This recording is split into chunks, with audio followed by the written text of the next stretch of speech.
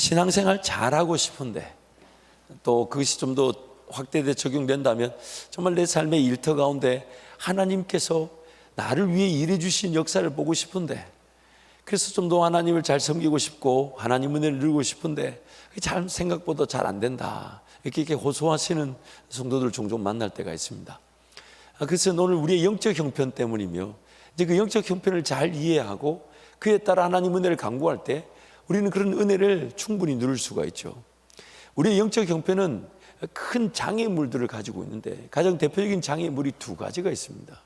큰 장벽처럼 우리를 가로막고 해도 관이 아닌데 우리 힘으로 넘어가는 건 불가능하고 오직 예수님께서 성령으로만 그 장벽을 넘어서게 하십니다.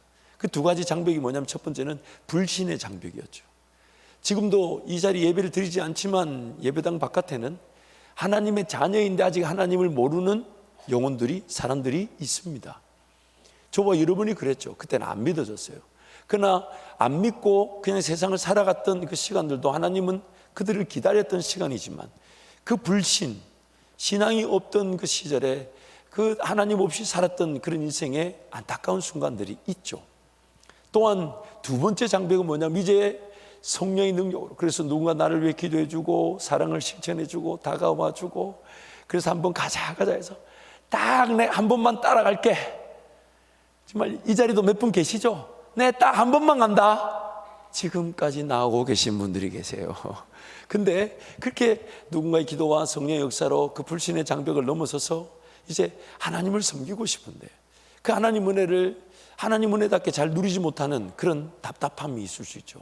그것은 이 불신의 장벽보다 좀 더 높은 장벽일 수 있는데, 그것은 바로 내 힘으로 하나님의 자녀로 살아가려고 한다는 것이죠. 하나님 그분의 자녀로 살아간다는 것은 성경이 이렇게 말합니다. 우리는 다시 태어났기 때문에 태어나는 순간 성장과 성숙의 시작이 예수 믿고 구원받은 거랍니다. 예수 믿고 구원받는 순간 천국은 이미 보장되었고 천국 백성답게 이 땅의 삶을 살아가지만, 다시 태어났다는 얘기는 마치 그 아기가 어머니 품속에 안겨 있어서 젖을 먹어야 되듯 성장과 성숙의 시작을 뜻하는 것이죠. 그런데 너무 안타까운 것은 배우려고 하지 않고 알려고 하지 않은 채 신앙생활을 하다 보니까 오늘 우리가 그 하나님의 은혜를, 하나님의 기적을, 하나님의 능력과 기적대로 맛보지 못하는 것입니다. 왜요? 모르니까. 그런데 삶은 살아야 되니 여전히 자기 방식, 자기 능력으로 삶을 살아가고 있을 수가 있습니다. 여러분, 삶을 한번 가만히 생각해 보세요.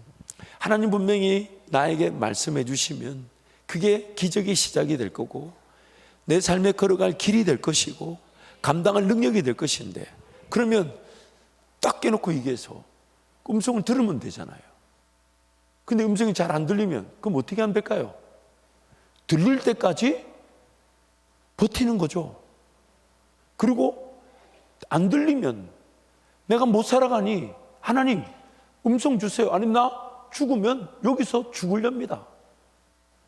이건 제가 만들어낸 얘기가 아닌 성경의 신앙의 선배들의 일률적인 고백이었습니다. 하나님의 뜻과 하나님의 인도하심 없이 내가 살아본들 차라리 여기서 죽겠습니다. 하나님 그분을 부인하고 하나님 그분 없이 내 힘으로 세상을 살아가야 한다면 나 안 살고 싶습니다, 하나님. 근데 그게 잘 안 되는 이유가 뭘까요? 그게 바로 오늘 우리의 영적 타락의 형편 때문에 그렇습니다. 그래서 제가 죄와 은혜의 지배라는 그 김남준 목사님의 책의 내용들을 몇 군데 소개하면서 그런 우리의 영적 형편들을 좀 이해하고 어떤 은혜를 강구해야 될지를 한번 살펴보면 좋겠어요. 그래서 첫 번째 문단 한번 소개해 주시면, 중생과 함께 그의 죄, 우리의 죄를 말합니다. 중생과 함께 그의 죄를 용서하셨을 뿐만 아니라 죄와 사망의 법을 파멸시켜버렸습니다. 뿐만 아니라 전에는 없던 새로운 법을 그의 내면에 심어 역사하게 하셨습니다. 그것이 바로 생명의 성령의 법입니다. 그래서 신자는 지성으로는 하나님의 생각을 쫓고 정서는 하나님의 감정을 공유하며 의지로는 지성으로 알게 된 하나님의 뜻에 굴복할 수 있게 되었습니다. 예수님이 십자가에 죽으시고 부활하시는 순간 예수님의 비유의 말씀처럼 마귀의 지배 아래 사로잡혀 있던 우리가 건짐을 받게 된 것입니다. 그래서 예수님 마태복음에서 그렇게 비유하셨죠. 어떤 힘이 있는 자가 무엇을 취하여 자기 종으로 삼고 있을 때 그 취한 종을 도로 찾아오려면 그 힘 있는 자, 강력한 자를 사로잡지 않고서는 그 세간을 늑탈할 수가 없다라고 얘기하셨죠. 즉 마귀의 종, 죄의 종으로 살고 있던 우리를 찾아오시기 위해 예수님의 십자가와 부활 사건으로 마귀는 완전히 결박되어져 버렸어요. 그리고 마귀의 수하에 끌려있던 우리가 그 예수님의 되찾아오게 하시는 능력으로 하나님의 자녀로 돌아오게 된 것입니다. 그래서 더 이상 우리는 마귀를 주인으로 삼지 않습니다. 죄를 주인으로 삼지 않습니다. 이걸 이렇게 얘기하는 거예요. 죄와 사망의 법이 완전히 무너진 것이에요. 다른 말로 우리는 더 이상 죄에 대해서 정죄당하지 않고 심판당하지 않습니다. 그것이 바로 죄와 사망의 법이 우리를 지배하지 못한다는 뜻이에요. 그리고 이제 우리 안에 생명의 성령의 법을 또 심어두셨어요. 에스겔서 말씀을 보면 너희 그 강팍한 마음을 부드럽게 만들어 줄 것이고 그 안에 여호와의 새 영을 부어주고 그리고 새 영에다가 여호와의 신을 넣어줄 것이다. 그래서 그 신을 통해 우리 마음에다가 하나님의 말씀이 기록되어지게 하셔서 하나님 우리 하나님 되고 나는 너의 하나님이 될 것이고 너희는 나의 백성이 될 것이다. 그렇게 예언하신 대로 성령께서 우리 안에 들어오셔서 이제 법이 되어주시고 가르쳐 주기를 원하시죠. 그래서 그것을 배울 때 내 지성으로는 하나님을 깨닫게 되고 내 감정으로는 하나님을 즐거워하게 되죠. 하나님을 느끼고 하나님을 기뻐하고 하나님을 즐거워하고. 여기서 아멘을 안 하면 어디서 아멘을 합니까? 아니 다시요. 하나님을 즐거워하고 아멘. 하나님을 기뻐하고 아멘. 하나님을 느끼고 하나님의 아멘. 인재를 사모하고 아멘. 그 정서적인 하나님과의 공유가 일어나게 되죠. 또한 말씀을 통해 깨달은 것들을 지성으로 지식으로 깨달은 것을 이제 의지로 결단하게 되죠. 하나님 나 이 방향으로 가겠습니다. 하나님 따라가겠습니다. 아멘. 하나님 섬기는 쪽으로 삶을 구별하겠습니다. 아멘. 그 의지를 통해서 내 삶이 순종의 기회를 맛보게 될 때 성령께서는 지성으로 깨닫게 하시고 감정으로 하나님을 맛보게 하시고 의지로 결단하게 하시고 결단된 그 길이 걸어질 수 있도록 인도해 주시는 것이죠. 그게 생명의 성령의 법이고 그 법을 따라갈 때 우리는 죄와 사망의 법에서 자유하게 되는 것입니다. 그래서 그 다음 내용을 또 소개하면요, 그러나 신자가 원리적으로 은혜의 통치 아래 있는 것은 불변적이지만 어느 정도 은혜 상태에 있는가는 가변적입니다. 중생의 역사로 말미암아 신자 안에 있는 죄의 세력은 등뼈가 부러져서 설설 기어다니는 처지가 되었으나 완전히 죽은 것은 아닙니다. 신자 안에 잔존하는 죄는 비록 지배권은 상실하였지만 제 고유한 성질 자체에 어떤 변화가 온 것은 아닙니다. 따라서 불신자 안에 있는 죄나 신자 안에 남아있는 죄나 모두 본질상 동일합니다. 자, 좀 쉽게 얘기할게요. 다른 나라의 식민 지배를 받다가 이제 독립하게 됐을 때 그 나라는 더 이상 지배했던 그 나라의 속국이 아닌 자주 국가가 되죠. 안타깝게도 우리나라도 그런 기록이 있잖아요. 일본의 지배를 받았을 때는 일본인처럼 살아야만 했지만 이제 자주 국가가 됐을 때는 이제 한국 사람처럼 사는 건데, 안타까운 것은 식민 지배 때의 삶의 습관과 문화를 그대로 답습해서 살아간다는 거예요. 여러분들이 보신 적 있을지 모릅니다만 거지와 왕자라는 영화가 있었어요. 그 영화에 보면 거지로 있다가 알고 보니 이 거지가 아니라 왕자였던 거지. 그래서 다리 밑에서 거지 노릇하고 있는 그 거지를 왕궁에다가 탁 데려다 놨어. 왕궁에 와보니까 세상에 달라졌어. 누릴 수 있는 게 한두 개가 아니야. 자기 뭐 돕는 신하라 하지, 뭐 하인들이라 하지, 침대가 으리으리하지.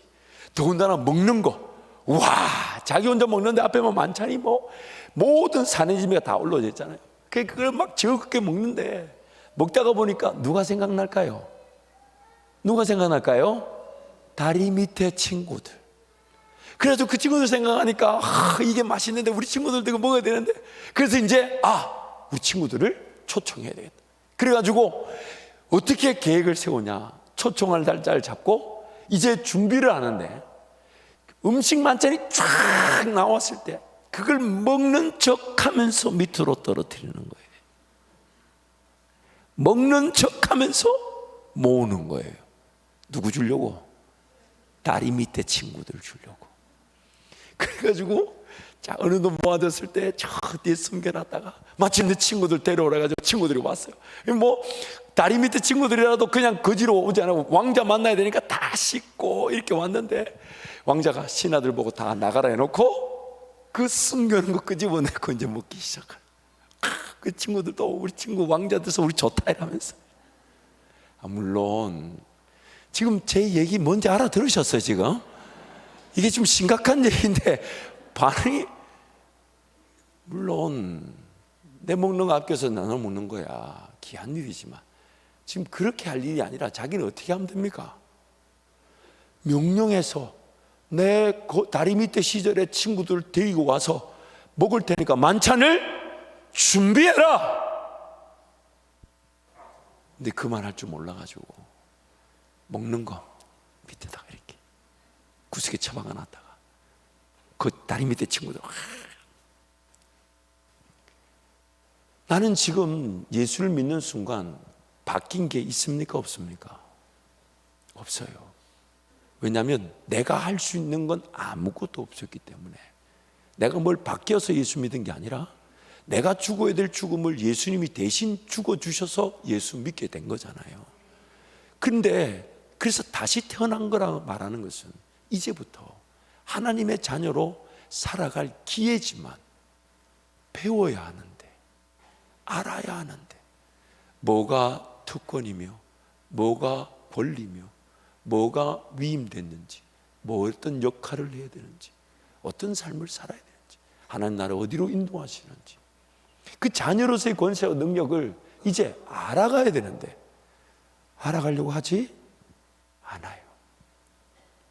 그런데 너무 안타까운 것은 우리는 태어날 때부터 죄인으로 태어나 배워야 될 것은 배우지 못한 채 안 배워도 할 줄 아는 걸 하는데 그게 다 죄의 습성에 따른 거라. 그래서 거짓말을 배워본 적 없는데 거짓말을 합니다. 도둑질을 배워본 적 없는데 도둑질을 합니다. 내가 배운 것, 그래서 내 삶이 하나님을 배우지 않아도 사라질 수 있다고 여겼는데, 사라질 수 있다고 여겼던 그 모든 것들이 나를 힘들게 하고 나를 죽이는 것이었어요. 나를 어렵게 만드는 거예요. 그래서 하나님을 알아가며 하나님 그분을 경험하며 하나님 그분의 손에 붙들려야 하는데, 우린 자꾸만 그 하나님을 알려고 하지 않고 하나님을 몰라도 사라질 수 있는 삶을 살려고 했습니다. 근데 지나고 보니까 그게 제 지배 아래, 그 제 영향력에 속고 살았던 것이죠. 그래서 이런 글을 이렇게 소개합니다. 세 번째 글을 소개하면, 신자가 복음적인 원리를 따라서 자기 안에 있는 죄를 죽이고 은혜를 강화하면 죄의 영향력은 쇠퇴하고 이미 심겨진 생명의 성령의 법에 역사하는 힘은 더욱 강력해집니다. 그러나 신자가 자기 안에 죄를 죽이지 아니하고 정욕이 일어나 활동하도록 방치하면 합법적인 생명의 성령의 법은 약화되고 불법적인 죄의 영향력은 급격히 증대됩니다. 누구의 얘기 아니고 오늘 나의 얘기를 말하는 거예요. 그래서 이것이 가만히 내버려두면 나도 모르는 사이에 내가 태어날 때부터 나를 지배했던 죄의 지배가 나에게 스물스물 자리 잡기 시작해요. 그래서 정말 뭘 해야 될지 알고 어느 길로 가야 될지 아는데 이렇게 얘기하죠. 걸어갈 힘이 없대요. 예배 드려야 되는 거 아는데 예배가 안 드려진대. 기도하러 가야 되는 거 아는데 기도하러 가지지가 않는데. 그러면 누구 때문일까요? 마귀 탓으로 치부하기에는 나만 손해예요. 나만 손해예요. 성경이 지금 말하는 바가 뭐냐면, 예배하러 가야 되는 걸 아는 것도 은혜지만 그렇게 가질 수 있도록 성령 하나님과 동행하는 건 더 큰 은혜가 필요하다는 거예요. 더 큰 은혜가. 그래서 생명의 성령의 법이 점점점 강화되지 않으면 우리는 자연스럽게 식어지고 넘어지고 떠나고 버리고 부인하는 그런 무신앙, 불신앙으로 또 돌아가게 합니다. 여러분, 코로나 기간에 온라인으로 예배를 드릴 수 있었던 것도 최선의 예배니 너무 감사했지만, 그런데 온라인 예배를 계속 드려보세요. 막 신앙에 불이 붙던가요? 막 현장에서 느껴지는 그 이상의 막 감동이 막 있던가요? 아니요. 점점 식어지지 않던가요? 그래서 막 나중에 처음에는 예배 못 드릴까 싶어가지고 온라인으로 예배를 드린다니까 막 다 준비해 양복까지 입고 그래가지고 온라인 막 예배를 드려요. 한 주 지나고 두 주 지나니까 나중에는 위에만 입지 밑에는 안 보이니까 아니 그럴 수 있지 않냐 이 말이죠. 제가 그래 했다는 게 아니고 제가 무슨 출석 체크를 하겠어요? 뭘 하겠어요? 그런데 위에만 옷도리만 입고 양복만 메고 옛날에 보니까 직장 출근 안 하고 온라인 한다니까 다 위에는 양복이 있는데 밑에는 반바지 입고 막 그렇게 사진 찍어서 인터넷 젊은이들 사이에 돌더라고요. 그러다가 어느 날 자기도 모르게 그냥 편안하게 그냥 소파에 앉아가지고 간식 먹으면서 오늘 김 목사 좀 잘하네. 그만큼 우리는 언제 어떻게 식어질지 모르고 언제 어떻게 떠날지 모르는 죄인들인데 가만히 내버려 두고 있어요. 그래서 이런 갈등 관계 참 마음은 얼마나 원이에요. 나 하나님 만나고 싶고 하나님과 동행하고 싶고 하나님 그분 나라를 위해 살아가고 싶은데 마음은 원인데 그래서 예배 자리에 왔는데 그날따라 은혜가 있어가지고 그래 하나님 좀 이제 정말 하나님 말씀 드리겠습니다. 정말 내가 가서 이제 말씀 읽고 기도하겠습니다. 그 집에 딱 가고 밥 먹고 자기도 모르게 딱 봤는데 손에 성경책이 아니라 리모컨이 딱 올려져 있는. 내가 지금 뭐 하는 거야 지금 내가 지금. 그런데 내일부터 하지. 그게 우리 연약함.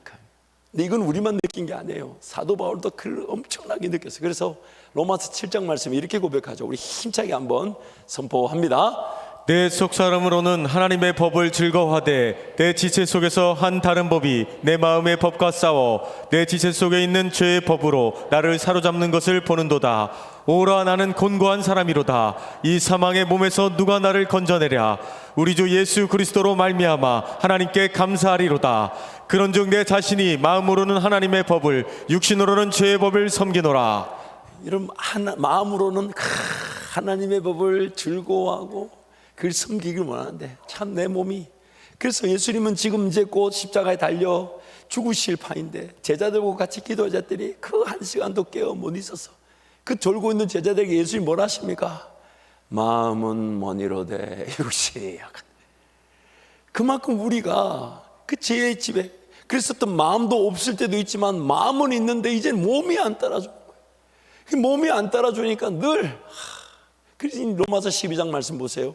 우리가 드릴 거룩한 산 제사로 뭘 드리라고 합니까? 뭘 드리라고 합니까? 마음을 드리라? 아니요. 뭐요? 네 몸을 드리라고. 참 적절한 표현이죠. 왜요? 세월 지나면 지날수록 몸이 말을 잘 들을까요? 안 들을까요? 나중에는 마음조차 싫습니다. 마음은 드는데 몸이 안 따라주니까 마음 먹는 것조차도 포기하려고 하죠. 그러니까 몸을 드린다는 거 정말 우리의 영적 형편을 너무나도 정확하게 표현하고 있죠.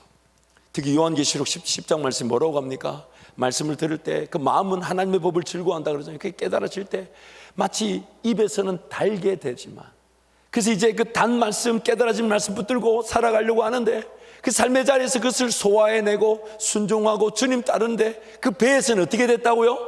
쓰게 된다는 거예요.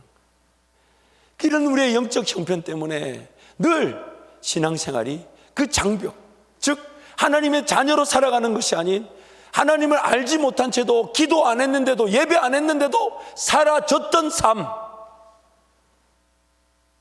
그것이 오늘 우리를 더 괴롭혔던 것입니다. 이런 영적 형편에 대해서 마귀가 끊임없이 우리를 공격하잖아요.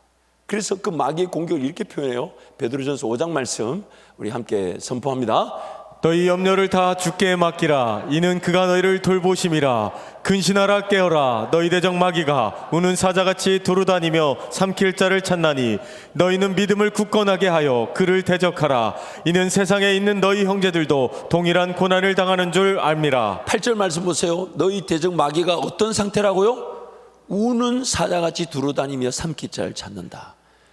이것이 왜 이렇게 표현하냐면 예수님이 십자가에 달려 죽으시고 부활하는 순간 마귀는 예수님의 이름 앞에 결박당해진 거예요.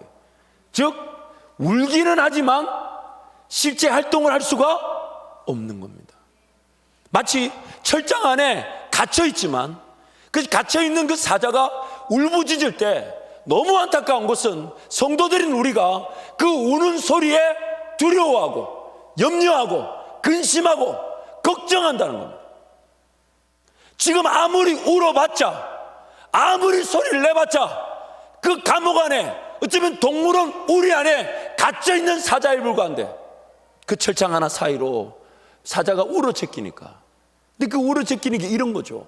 너 지금 이런 일 안 하면 못 먹어. 너 지금 당장 주일 성수 안 돼도 이렇게 직장 생활 안 하면 못 살아. 너 지금 이렇게 당장에 하나님이나 섬기지 못해도 너 누가 먹여줄 거야? 너 마시게 누가 할 거야? 너 필요한 건 누가 채워주는데? 그 말이 마귀의 미혹인 줄 알면서도 우리가 거기에 현혹됩니다. 왜냐하면 마귀는 우리의 영적 상황을 너무 잘 알고 있어요. 우리 영적 타락 상황을 오늘 본문 앞인 2장 16절 17절 이렇게 말합니다. 16절 17절 두 절 말씀 함께 선포합니다. 이는 세상에 있는 모든 것이 육신의 정욕과 안목의 정욕과 이생의 자랑이니 다 아버지께로부터 온 것이 아니요 세상으로부터 온 것이라. 이 세상도 그 정욕도 지나가되 오직 하나님의 뜻을 행하는 자는 영원히 거하느니라. 우리 안에 우리를 괴롭히는 게 날 때부터 죄인의 습성이 뭐냐면 육체의 욕구, 육체의 정욕.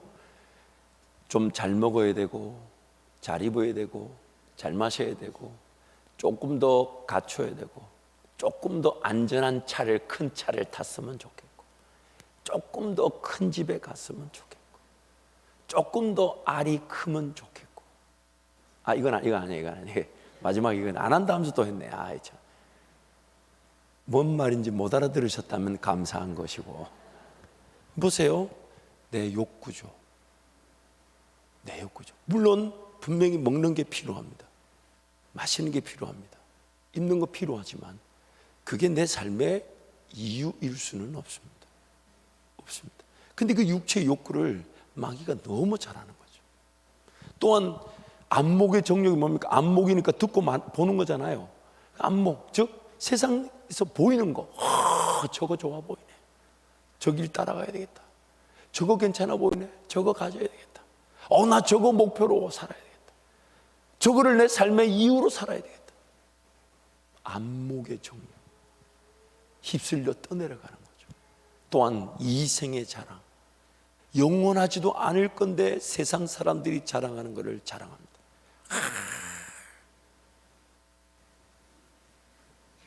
이게 뭐냐면 뭐 걸었다는 얘기예요. 물어보지도 않아. 사람들이 안 물어봐주면 계속 들었다 놨다 해. 계속 들었다 놨다 하면 자꾸 아니, 제가 드라마에서 한번 본 적이 있어요. 뭘 자랑하고 싶은가? 그럼 뭘 자랑하고 싶으냐면 싸게 샀다고.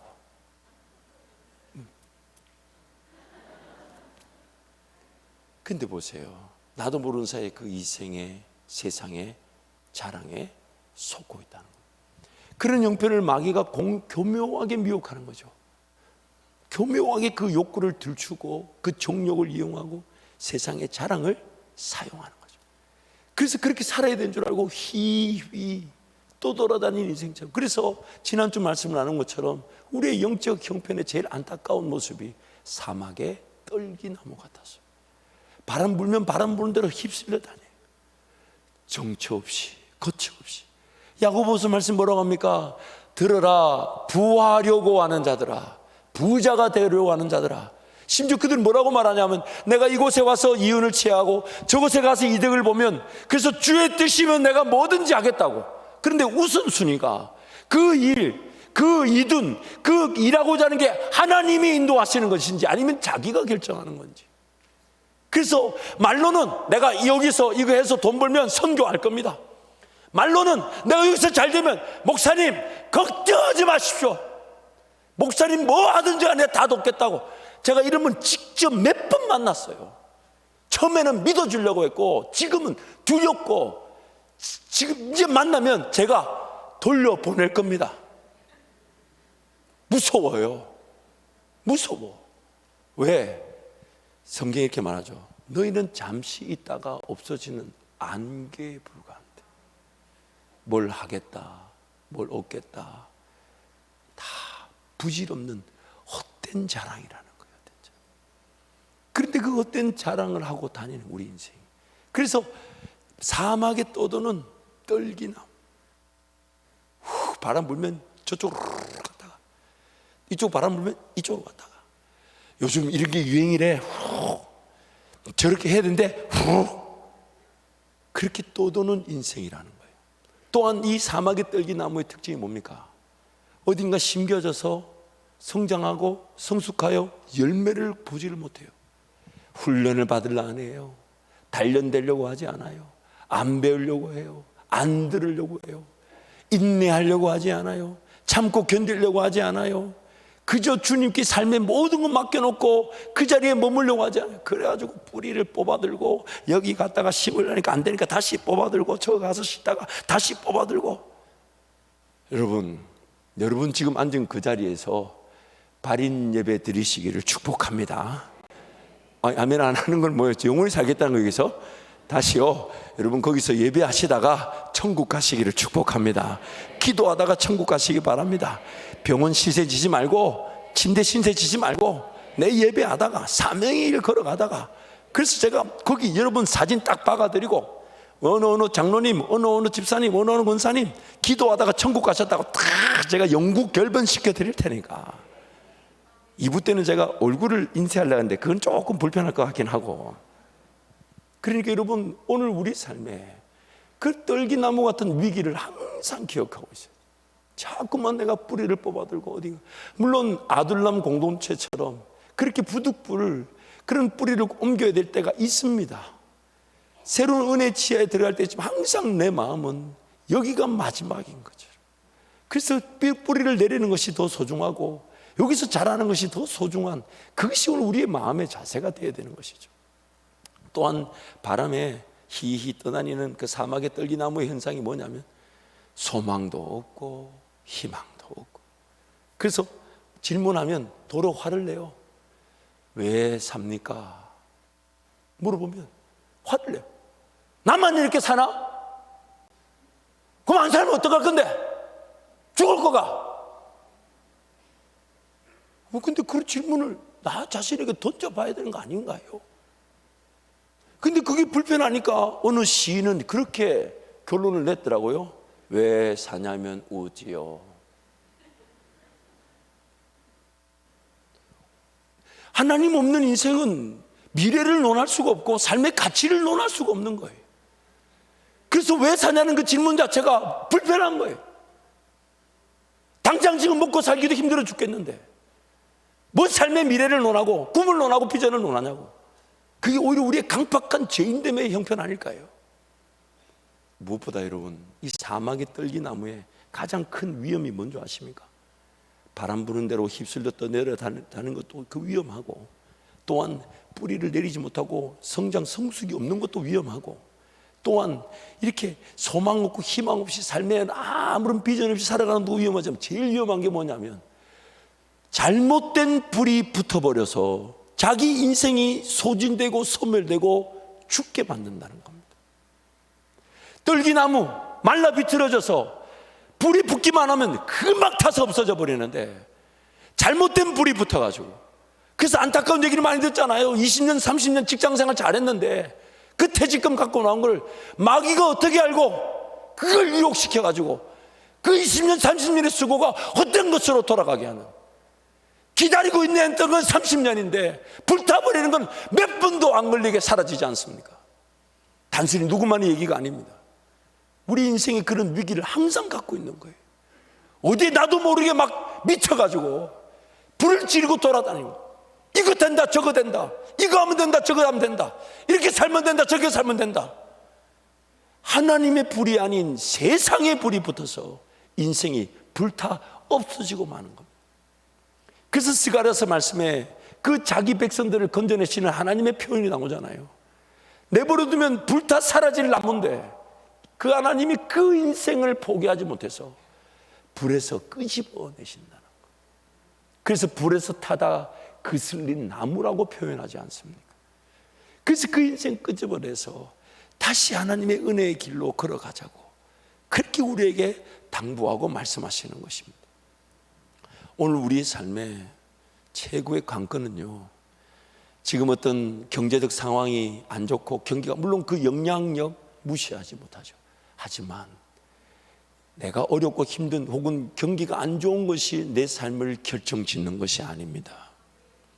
심지어 지난날의 삶을 뒤돌아볼 때 어리석었고 미련했고 연약했고 부족했고 심지어 천박했다 할지라도 지난날의 나의 모든 제약의 형태들도 오늘 내 삶을 결정짓지 않습니다. 왜냐하면 내 삶의 주인은 하나님이시기 때문에. 그러면 하나님께서 내 삶을 결정짓게 하시는 건 다름 아닌 말라 비틀어진 나무랄지라도 물가에 심겨지기만 하면 살아나게 되는 것이고, 아멘. 또한 내 삶이 이제 세상의 불이부터 불타 없어질 위기에 있다 할지라도 성령의 기름 부음 안에 거하기만 하면, 성령 안에 거하기만 하면 우리는 세상의 잘못된 불로부터 우리 삶을 지켜낼 수가 있는 것입니다. 그래서 지금 성경이 우리에게 그렇게 제안하는 걸 본문 27절 28절 우리 힘차게 한번 선포합니다. 너희는 주께 받은 바 기름 부음이 너희 안에 거하나니 아무도 너희를 가르칠 필요가 없고 오직 그의 기름 부음이 모든 것을 너희에게 가르치며 또 참되고 거짓이 없으니 너희를 가르치신 그대로 주 안에 거하라. 자녀들아 이제 그의 안에 거하라. 이는 주께서 나타내신 바 되면 그가 강림하실 때에 우리로 담대함을 얻어 그 앞에서 부끄럽지 않게 하려 함이라. 아멘. 기름 부음이 있고 기름 부음이 우리 안에 있기 때문에 이렇게 말하죠. 아무도 너희를 가르칠 필요가 없다. 그 기름 부음이 우리를 가르친다. 즉 성령께서 우리를 가르치신다는 것을 성령을 기름 부음이라는 말을 썼어요. 왜요? 나무가 살아나기 위해서는 물가에 심겨져야 되지만 또한 그 나무가 거센 풍파와 또한 세상의 잘못된 불에부터 나무가 지켜지기 위해서는 성령께서 마치 기름의 나무가 젖어들듯이 세상의 그 불과 잘못된 불에서부터 우리를 지켜주시는 거예요. 그래서 기름 부음이라는 표현을 씁니다. 그래서 기름 부음이 우리 안에 있으니 뭐 하라고요? 배우라는 거예요. 따라할까요? 너는 배우고 확신한 일에 거하라. 확신한 일에 거하라. 그리고 그리스도 예수를 아는 지식에서 자라가라. 장성한 분량에 이를 때까지 하나님을 알아가라. 그래서 하나님을 외면했던 이스라엘 백성들에게 하나님 돌아오라 하시면서 뭐라고 하십니까? 여호와를 알자. 힘써 여호와를 알자. 그가 치시나 고쳐주실 것이고 그가 찢으시나 싸매어 주실 것이다. 그래서 하나님을 알아가라는 거예요. 그래서 영생, 즉 천국에서의 삶은 그리스도와 그 하나님을 아는 것이다. 천국 가면 그것만 한다는 거예요. 하나님 음성 듣고 하나님을 아는데, 야 하나님 정말 이런 능력 저런 능력, 하나님 놀랍습니다라고 예배했더니 하나님이 더 알려주시고 더 알게 되고, 그게 영원히 하나님을 알아갈 수 있다는 거예요. 그게 하나님이시라는 거예요. 그래서 오늘 우리에게 하나님을 알도록 내 안에 기름 부음, 성령께서 기름 부음으로 역사하시는 거예요. 무엇보다 여러분 더 중요한 게 있습니다. 기름 부음이 내 안에, 내가 기름 부음 안에 거하기만 하면, 때가 되면 그 기름 부음의 현재 수준과 상태를 보시고 하나님께서 불을 붙여주신다는 거예요. 불을 붙여. 종종 청년들이 이런 얘기를 해요. 목사님 제가 이직해야 되겠어요. 그 왜? 회사가 날 못 알아봐요. 회사가 기회를 안 줘요. 그래서 자꾸만 이상한 말 시키고 나를 못 믿고 내 이놈의 회사 내가 옮겨야 되겠다고. 그래서 제가 뒤로 불러서 얘기합니다. 딴 데 가도 똑같다. 딴 데 가도. 질문을 던져야 될 게 회사가 날 못 알아보는 게 아니라 하나님이 오늘 이곳에서 나에게 무엇을 원하실까? 바꾸고 이렇게 질문해야 되죠. 기회가 없다고 느끼신다면 하나님은 왜 나에게 기회를 주지 않으실까? 불을 붙이듯 하나님의 능력과 권세가 나타나는 역사를 주실 수 있을 텐데 왜 그런 역사, 그런 불붙임의 역사를 안 주시는 걸까? 한 번 더 질문해 볼까요? 못 주시는 건 아닐까? 왜? 지금 그 불 붙였다가 기도하러 안 오고 예배하러 안 오고 그 잘 되는 일에 미쳐서 자기 스스로가 타는 줄 모르고 잘못된 불의 인생이 소진되고 소멸되면 어떡하나. 여러분도 마찬가지죠. 하나님 좀 은혜를 주셔서 내 가정에 이 문제가 좀 해결되고 내 직장에 나 때문에 막 일이 척척척척 말하다 보니까 안 된다 느낌이 들죠. 또 사업의 아이디어를 탁 줘가지고 기가 막힌 많이도 필요 없어 제품 하나만 딱 그래서 딱 1억 명만 사게 해 주십시오. 근데 왜 안 하실까요? 우리 하나님은 은혜를 감추시는 분이 아니에요. 언제든 은혜를 주기를 원하셔요. 그래서 이렇게 얘기하죠. 자기 아들을 아끼지 아니하고 우리에게 주신 하나님이 뭘 아끼시겠느냐. 아끼실 수 없어요. 어떻게든 은혜를 주기를 원하시는데 하나님 지금 뭘 원하시는 걸까요? 왜 내가 지금 말하는 은혜는 안 나타나는 걸까요? 왜 기적의 기회는 없는 걸까요? 왜 하나님 자꾸 사모하는데 내 삶을 인도해 주지 않으시는 걸까요? 그것은 바로 기름에 아직 젖어 있지 않기 때문에. 기름에 젖어 있지 않기 때문에. 지금 불을 붙였다가는 그 인생 자체가 불타 없어지고 말 거니까. 병 걸리게 되고 사건 사고 일어나고 삶이 보호되어지지 않고 지켜지지 않으니 오히려 세상의 불도 지금 하나님이 꺼주셔야 될 판인데 우리는 자꾸만 불 붙여달라고.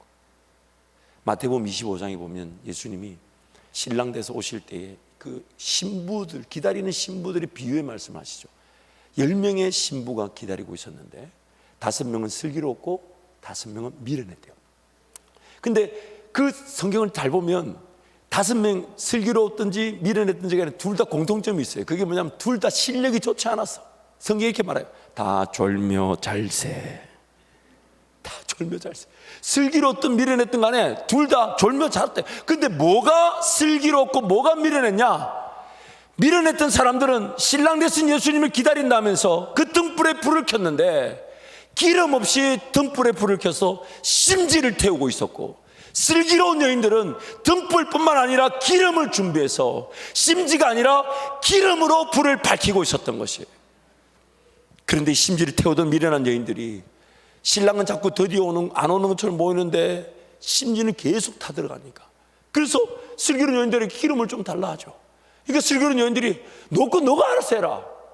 여러분 잊지 마세요. 옆에 부인이 아무리 신앙생활 잘해도 내가 기도 안 하면 은혜가 없어요. 아무리 누군가가 제가 아무리 기도를 잘해도 여러분 천국 가는 일에 여러분까지 제가 끌고 갈 수가 없어요. 나도 갈지 안 갈지 모르는데 두렵고 떨림으로 하나님의 문에 가는데 누군가, 그래서 네 기름은 네가 알아서 해라. 그래가지고 지금까지 기다리고 있다가 심지 다 탈 것 같아서 기름 구하러 갔다는 사람, 하필이면 그때 와서 또 그때 내가 이때 어제까지 새벽 기도하는데 오늘 한번 빠졌더니 세상에 성령 충만했다더라. 그래가지고 문을 두들기는 거예요. 신랑 되신 예수님, 우리가 이때까지 기다렸다가 잠시 기름 사러 갔다 왔다. 근데 예수님 뭐라 하십니까? 뭐라 하십니까? 내가 너희를 모른다.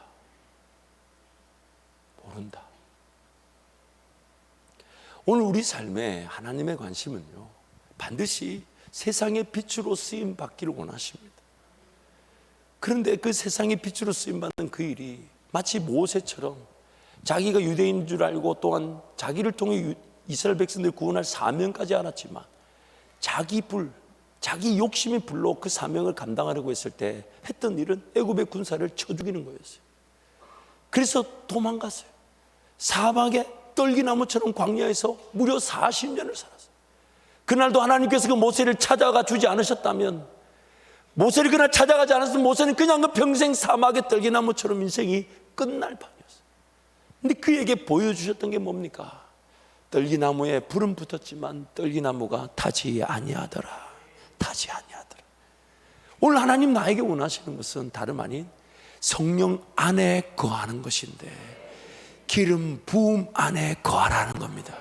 내가 필요할 때 기름을 붓듯이 신앙생활 하지 말고요, 성령 그 안에 내가 머물듯이 그분 중심으로 그분이 원하는 대로 그분과 동행하기 위해, 그분을 예배하기 위해, 그분께 기도하기 위해, 그분을 노래하기 위해 그 기름 부음 안에 푹 빠져서 거하라. 그러면 나란 인생이 다 타다 남은 손톱밖에 되지 않는 나무 쪽조각이랄지라도 그것이 하나님은 심지로 쓰시기에 충분하시다는 거예요. 아멘. 하나님, 여러분, 하나님의 드러내시는 그때 한 방만 해도 인생은 성공합니다. 숨겨져 있는 날이 있을 수 있어요. 제가 유학을 가니까 우리 신학교 동기들이 너 그 미국 가면 이 교단이 없어서 한국으로 돌아오면 올 데가 없다고. 그래서 제가 가서 그래도 장로교 목사니까, 장로교 배경이니까 장로교에 열심히 이렇게 절차를 따라서 강도사 인허까지 받고, 제가 강도사 인허 받는 날 영어로 설교하는데 외국인 백인들이 막 박수 쳐주고. 그런데 그 인간들이 정말 이상한 결정을 한 것이, 이제 목사 한 수식을 준비해야 되는데 동성애자들도 목사가 된다는 거예요. 그러면서 저를 도왔던 그 여자 장로님 한 분이 쑥 오더니 축하한다는 거예요. 혹시 너 안수 받을 때 어쩌면 그 동성애자가 같이 안수 받게, 옆에서. 제가 더러워가지고, 아니 죄송해요, 이런 표현 죄송해요. 그거 아니지. 그래서 제가 내려놔 버렸어요. 포기했어요. 그리고 독립교단에서 안수 받았어요. 독립교단 안수 받을 때 우리 동기들은 더 난리가 났어요. 야, 그러면 너 이제 한국 오면, 제가 이제 모 교단이 합동측이니까 총신 가서 뭐 1년 6개월 2년 편입하고 강도사 혹시도 다시 제대고 뭐 이런 얘기를 막 하길래 내 속으로 안 간다. 그럼 내가 뭐 인민교회 섬기지 이러고 있었는데, 여러분, 하나님의 계획은 그게 아니에요. 세상에 독립교단 한밭제일교회로 올 줄 누가 알았습니까? 누가 알았냐고요? 누가.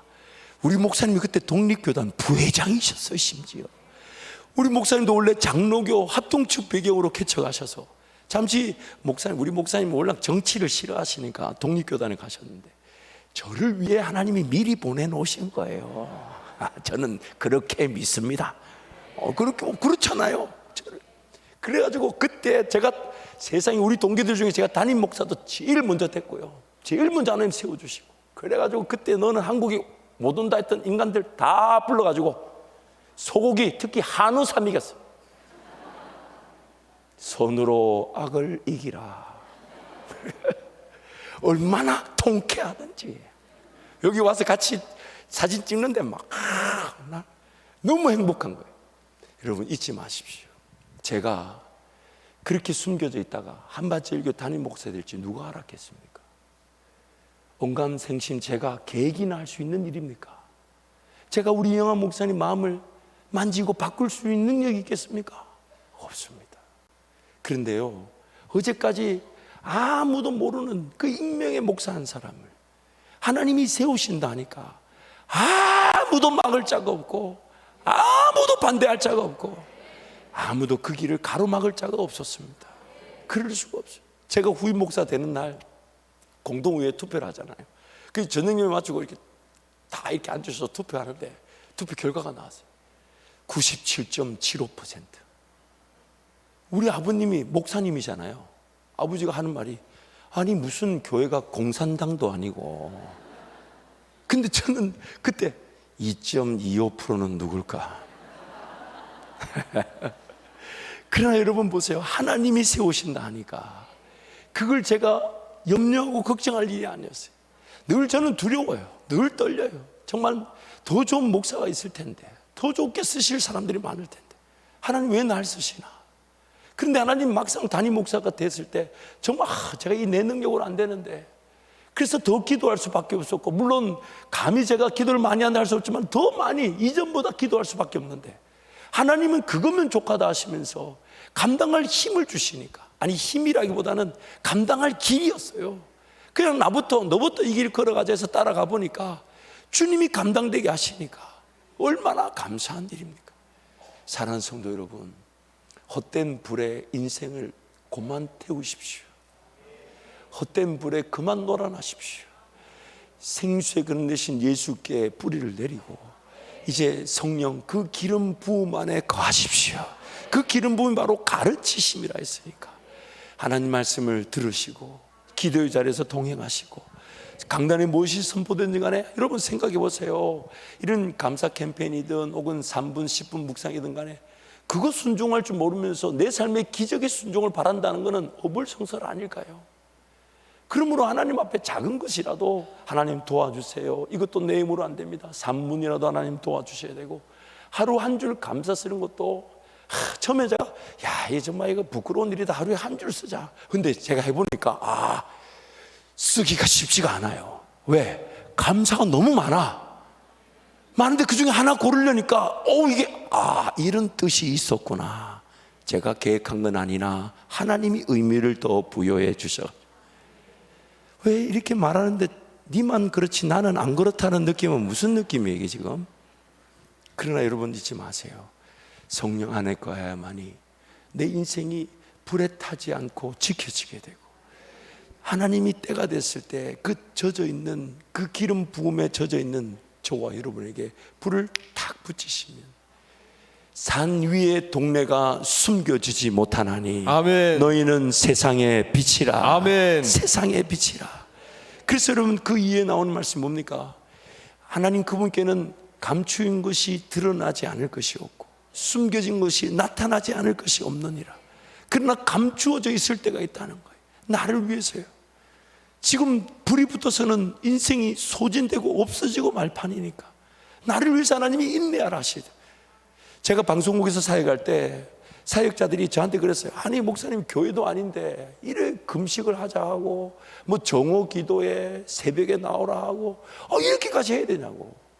물론 그들이 방송에 있던 직원이지만 또 사역자인데 좀 그렇게 했으면 좋겠는데 그걸 잘 안 하시더라고. 그래서 저보고 그러더라고.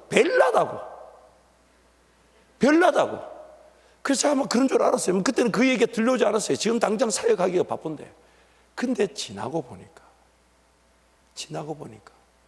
별나게 하나님 앞에 기도하게 하셨고 별나게 금식하게 하셨던 것이 저에게 기름이 젖어드는 시간이 되었어요. 오늘 여기까지 하나님 인도하시려고 별나다 소리 들으면서 신앙생활 하게 하셨던 그 하나님의 은혜가 얼마나 감사한지. 그래서 지나고 나서 이제 후회할 일이 아니라 지금 별나고 싶어요. 지금 하나님 그분께 더 매달리고 싶고 하나님 그분께 더 젖어들고 싶고 언제 어떻게 어떤 역사가 나타날지 모르지만 더 하나님 앞에 달려나가 기도하고 싶고. 그래서 요즘은요 설교 준비가 잘 안 되면 옛날에 묵상했던 거 책 이런 거 찾아봤는데 요즘은 그 짓 안 합니다. 조용히 올라와서 딱 무릎 꿇고, 요즘 그것도 배짱도 있어요. 내가 못하면 누가 손해입니까? 하나님 도와주십시오. 내가 안 하겠다는 것도 아니고 그렇잖아요. 제가 안 하겠다는 것도 아니고 근데 저도 연약하고 제 집에 있고 영향력이 있잖아요. 그러니 준비가 안 될 때마다 이제 씨름하지 않습니다. 그냥 빈 종이 하나 볼펜 하나 들고 성경책 제 앞에 펴져 있으니까 그래서 그 앞에 와서 그냥 하나님만 엎드려요. 하나님 가르쳐 주세요. 알게 해주세요. 깨닫게 해주세요. 그리고 안 되면 저녁에 다시 옵니다. 다시 가는 거예요. 왜냐하면 내 힘으로 할 일이 아니니까. 하고 싶지 않아요. 재미가 없어요. 당장 여러분 눈빛이 달라요. 세상의 모든 지식을 제가 아무리 좋은 걸 갖다 엎어도 여러분도 보통이 아니야. 그러니 이건 하나님만이 하셔야 되는 것입니다. 그걸 가지고 인간적인 씨름으로 제 인생을 허비하고 싶지 않습니다. 하나님 앞에 물론 더 기도하는 목사로 세워질 수 있도록 기도해 주십시오. 더 하나님 앞에 붙들릴 수 있도록.